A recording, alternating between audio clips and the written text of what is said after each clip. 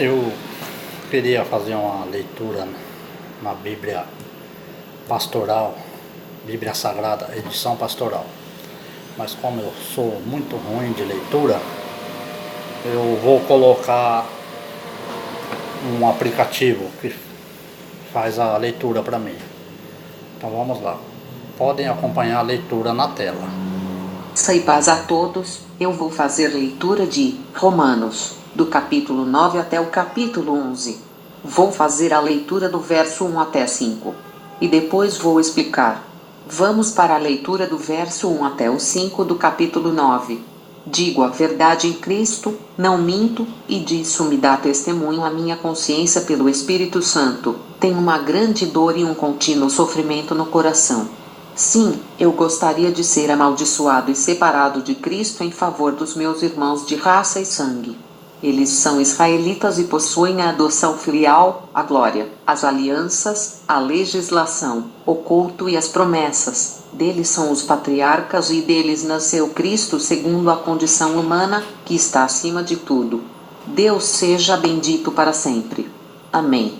Agora vou explicar a leitura. Nos capítulos 9 até o 11, Paulo analisa a situação do povo de Israel, procurando responder à difícil questão: não é uma contradição o fato de que o próprio povo escolhido, portador da história da salvação, tenha rejeitado Jesus e se tenha excluído da salvação? Esse problema escandalizava judeus e pagãos e comprometia o êxito do Evangelho. Vou continuar a leitura, dos versos 6 até o 13. A palavra de Deus, porém, não falhou, pois nem todos os nascidos de Israel são Israel, e nem todos os descendentes de Abraão são filhos de Abraão. Não, é de Isaque que sairá a descendência de Abraão.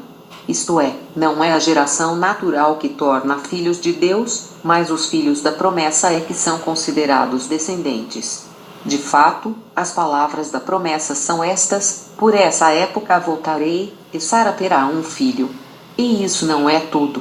Também Rebeca concebeu de um só homem, de Isaque, nosso pai.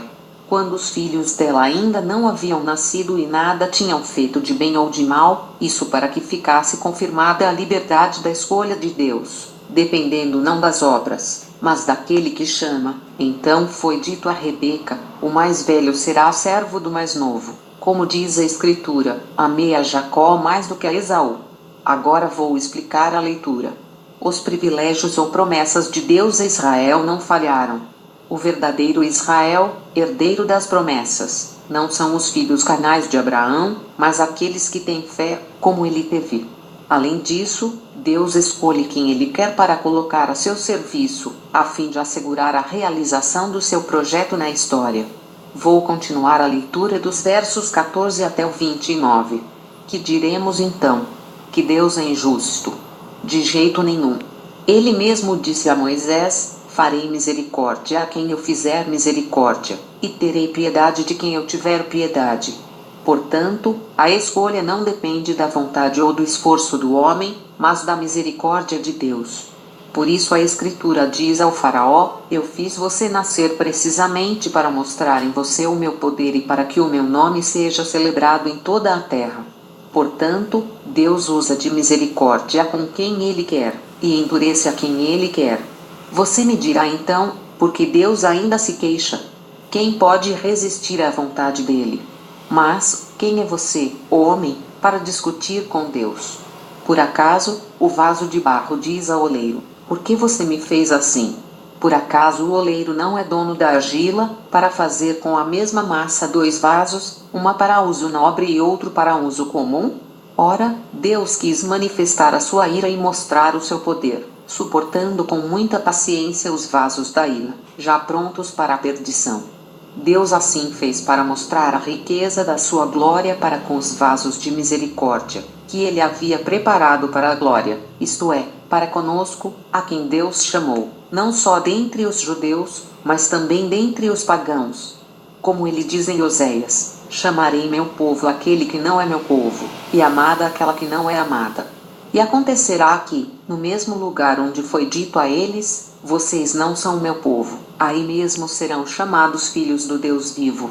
E quanto a Israel, Isaías proclama: mesmo que o número dos israelitas seja como a areia do mar, o resto é que será salvo, porque Deus cumprirá a sua palavra sobre a terra com plenitude e rapidez. E ainda como Isaías havia predito, se o Senhor dos Exércitos não nos tivesse deixado uma descendência, ficaríamos como Sodoma e nos tornaríamos como Gomorra. Agora vou explicar a leitura. Neste texto não devemos procurar uma doutrina fatalista sobre a predestinação. Paulo apenas salienta os imprevisíveis chamados de Deus, que age soberanamente, escolhendo homens e povos como instrumentos do seu projeto. Ao escolher, Deus é soberanamente livre, não é obrigado nem a ter misericórdia nem a punir. Isso não quer dizer que Deus seja injusto. Um vaso reclama contra o oleiro? Pode o homem pedir contas a Deus? Os profetas anunciaram tanto a salvação dos pagãos como a eleição de Israel. Vou continuar a leitura dos versos 30 até o capítulo 10, verso 4. O que diremos então? Os pagãos, que não procuravam a justiça, alcançaram a justiça, mas a justiça que vem da fé. Ao passo que Israel procurava uma lei que lhe trouxesse a justiça, mas não conseguiu essa lei. Por quê? Porque não a procurou através da fé, mas através das obras. Esbarraram na pedra de tropeço, conforme diz a Escritura: eis que eu ponho em Sião uma pedra de tropeço, uma rocha de escândalo, mas quem acreditar nela não será confundido. Irmãos, o desejo do meu coração e a súplica que faço a Deus em favor deles é que se salvem. Pois eu dou testemunho de que eles têm zelo por Deus, mas um zelo pouco esclarecido. Eles desconhecem a justiça de Deus e procuram afirmar a sua própria justiça e, assim, não se submetem à justiça de Deus. Pois o fim da lei é Cristo, para que todo aquele que acredita se torne justo. Agora vou explicar a leitura. Ao procurar a salvação numa lei, os judeus esbarraram num beco sem saída, não foram capazes de observar, nem de compreender que a finalidade e realização dessa lei era Jesus Cristo. Os pagãos, sem o instrumento da lei, passaram direto para a fé em Jesus Cristo. É Ele a finalidade e realização da lei. É Ele o único apoio seguro para se atingir a salvação. Vou continuar a leitura dos versos 5 até o 13 do capítulo 10. Moisés assim descreve a justiça que vem da lei. Quem praticar os preceitos da lei, viverá por meio deles. Mas a justiça que vem da fé diz o seguinte: não pergunte a si mesmo, quem subirá ao céu? Isto é, para fazer Cristo descer. Ou, quem descerá ao abismo? Isto é, para fazer Cristo subir dos mortos. Mas, afinal, o que diz a Escritura? A palavra está perto de você, em sua boca e em seu coração.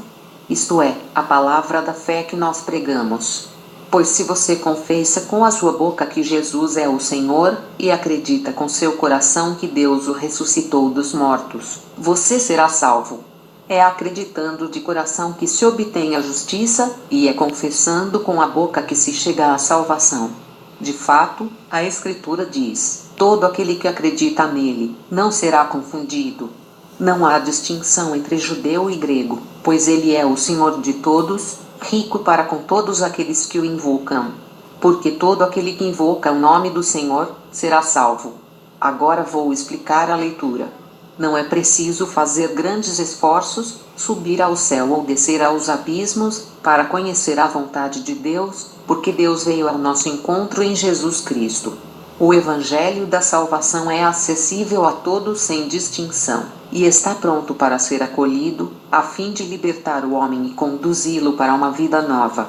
Seu conteúdo fundamental é este: Jesus é o Senhor da vida, porque Deus o ressuscitou dos mortos. E esse anúncio supõe apenas que o homem acredite em Jesus, dê sua adesão a Ele e o testemunhe na vida prática. Vou continuar a leitura dos versos 14 até o 21 do capítulo 10. Deus preparou tudo o que podia para conduzir Israel à salvação. Faltou apenas o último elo da corrente, justamente aquele que dependia da disposição de Israel, a fé. Esse povo, preparado para o encontro com Deus, não compreendeu sua palavra. Deus, então, foi encontrado por aqueles que não o procuravam, os pagãos. Agora vou explicar a leitura. Deus preparou tudo o que podia para conduzir Israel à salvação. Faltou apenas o último elo da corrente, justamente aquele que dependia da disposição de Israel, a fé. Esse povo, preparado para o encontro com Deus, não compreendeu sua palavra. Deus, então, foi encontrado por aqueles que não o procuravam, os pagãos. Vou continuar a leitura do capítulo 11, versos 1 até o 10. Pergunto então, será que Deus rejeitou o seu povo? De jeito nenhum. Eu também sou israelita, da descendência de Abraão, da tribo de Benjamim. Deus não rejeitou o seu povo, que ele tinha conhecido desde o princípio. Ou vocês não sabem o que a Escritura diz na passagem em que Elias acusa Israel diante de Deus? Senhor, eles mataram os teus profetas, arrasaram os teus altares, fiquei apenas eu, e ainda procuram tirar minha vida. O que foi que a voz divina respondeu para ele? Reservei para mim 7.000 homens que não dobraram o joelho diante de Baal. É o que continua acontecendo hoje. Sobrou um resto, conforme a livre escolha da graça. E isso acontece pela graça e não pelas obras. Do contrário, a graça já não seria graça. O que dizer então? Israel não conseguiu aquilo que procurava, mas os escolhidos conseguiram. Os demais ficaram endurecidos, como diz a Escritura. Deus deu a eles um espírito de torpor, olhos para não verem e ouvidos para não ouvirem, até o dia de hoje. E Davi diz que a mesa deles se transforme em cilada, em armadilha, em motivo de tropeço e justo castigo. Que seus olhos fiquem escuros para não verem, e faze com que suas costas fiquem sempre encurvadas. Agora vou explicar a leitura. Ao contrário do que se poderia crer, Deus não rejeitou Israel. Assim como um resto permaneceu fiel no tempo de Elias, agora também há israelitas que acreditam no Evangelho, garantindo desse modo a continuidade do projeto de Deus na história. Vou continuar a leitura dos versos 11 até o 15, do capítulo 11. Agora eu pergunto, será que eles tropeçaram para ficarem caídos? De jeito nenhum. Mas assim aconteceu para que a queda de Israel tornasse possível a salvação para os pagãos, e para que Israel ficasse com ciúme. Ora, se a queda de Israel se tornou riqueza para o mundo e se sua decadência se tornou riqueza para os pagãos, o que não será total participação de Israel na salvação? Portanto, digo a vocês, pagãos, como apóstolo dos pagãos, eu honro o meu ministério, para ver se provoco o ciúme dos que pertencem à minha raça, e se consigo salvar alguns deles. Pois se o fato de eles serem rejeitados trouxe a reconciliação do mundo, o efeito da reintegração deles será a ressurreição dos mortos. Agora vou explicar a leitura. Mal acolhido por grande parte de Israel, o Evangelho pode ser anunciado aos pagãos, e assim a Igreja se liberta do regime judaico. Esse fato deveria provocar o ciúme de Israel e chamar a sua atenção para Cristo. Paulo espera e entrevê a conversão de Israel como uma ressurreição. Vou continuar a leitura dos versos 16 até o 24 do capítulo 11. Se os primeiros frutos são santos, toda a massa também será santa. Se a raiz é santa, os ramos também serão santos. Se alguns ramos foram cortados, e você, oliveira selvagem, foi enxertada no lugar deles e agora recebe a seiva das raízes. Não se envaideça nem despreze os ramos. Se você se orgulha, saiba que não é você que sustenta a raiz, mas é a raiz quem sustenta você. Você poderá dizer, os ramos foram cortados para que eu fosse enxertada. Certo. Mas eles foram cortados por causa da falta de fé deles, enquanto você permanece firme pela fé. Não fique cheia de soberba, mas de temor, porque, se Deus não poupou os ramos naturais, também não poupará você. Agora vou explicar a leitura. Considere, portanto, a bondade e severidade de Deus, severidade para com aqueles que caíram, mas bondade de Deus para com você, sob a condição, porém, de que seja fiel a essa bondade. Do contrário, você também será cortada. Quanto a eles, se não permanecerem na falta de fé, serão enxertados, pois Deus é capaz de enxertá-los de novo. Pois, se você foi cortada de uma oliveira selvagem e contra a natureza foi enxertada na oliveira boa, tanto mais eles poderão ser enxertados na própria oliveira boa a qual pertencem. Agora vou explicar a leitura. Os pagãos convertidos seriam tentados a desprezar os judeus.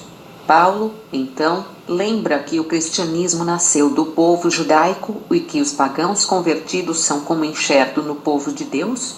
E ainda mostra, pela mesma comparação, que os judeus podem aderir ao Evangelho e produzir frutos com maior facilidade, pois pertencem à raiz original. Por outro lado, também os pagãos convertidos correm o perigo de perder a fé e ser cortados do tronco onde foram enxertados. Vou continuar a leitura dos versos 25 até o 32, do capítulo 11. Irmãos, não quero que vocês ignorem este mistério, para que vocês não se tornem convencidos. O endurecimento de uma parte de Israel vai durar até que chegue a plenitude das nações. Então, todo Israel será salvo, como diz a Escritura, de Sião sairá o libertador. Ele vai tirar as impiedades de Jacó, essa será a minha aliança com eles, quando eu perdoar os seus pecados. Quanto ao Evangelho, eles são inimigos, para a vantagem de vocês. Mas, quanto à eleição, eles são amados, por causa dos patriarcas, porque os dons e o chamado de Deus são irrevogáveis. Vocês foram desobedientes a Deus, e agora, pela desobediência deles, vocês conseguiram misericórdia. Do mesmo modo, também eles agora desobedeceram, a fim de que, pela misericórdia feita a vocês, eles consigam então a misericórdia para eles. Deus encerrou todos na desobediência, para ser misericordioso com todos. Agora vou explicar a leitura. O povo de Israel não foi rejeitado para sempre, porque Deus não volta atrás em sua escolha. O futuro da salvação permanece aberto ao povo da promessa. Através de uma história misteriosa, o Senhor continua a guiá-lo, para mostrar a todos que Ele salva porque ama, pois a sua misericórdia é dirigida a todos. Vou terminar a leitura dos versos 33 até o 36, do capítulo 11 de Romanos. Como é profunda a riqueza, a sabedoria e a ciência de Deus! Como são insondáveis as suas decisões, e como são impenetráveis seus caminhos! Quem poderá compreender o pensamento do Senhor? Quem foi o seu conselheiro? Quem lhe emprestou alguma coisa, para que ele tenha algo a devolver? Porque todas as coisas vêm dele, por meio dele e vão para ele. A ele pertence a glória para sempre. Amém. Agora vou explicar a leitura. Contemplando o final da história, quando a humanidade toda se reúne, salva por Deus, Paulo tem exclamações de admiração e de adoração. Resumindo, no capítulo 11, no verso 15, está falando que a ressurreição é a reintegração do povo de Israel. Vou explicar: o povo de Israel vai se voltar a Deus, vai aceitar o evangelho da graça de coração. É isso que é a ressurreição. Veja, Romanos 11, 15. Pois se o fato de eles serem rejeitados trouxe a reconciliação do mundo, o efeito da reintegração deles será a ressurreição dos mortos. Mas para que isso aconteça, terá que completar o número dos eleitos do povo que não são judeu, que somos nós. Veja no verso 25 do capítulo 11. Romanos 11, 25. Meus irmãos, quero que vocês conheçam uma verdade secreta para que não pensem que são muito sábios. A verdade é esta: a teimosia do povo de Israel não durará para sempre, mas somente até que o número completo de não-judeus venha para Deus. Esta é a verdade secreta. Graça e paz a todos. Muito bem, isso mesmo. Graça e paz a todos. Se gostaram, deixem no comentário.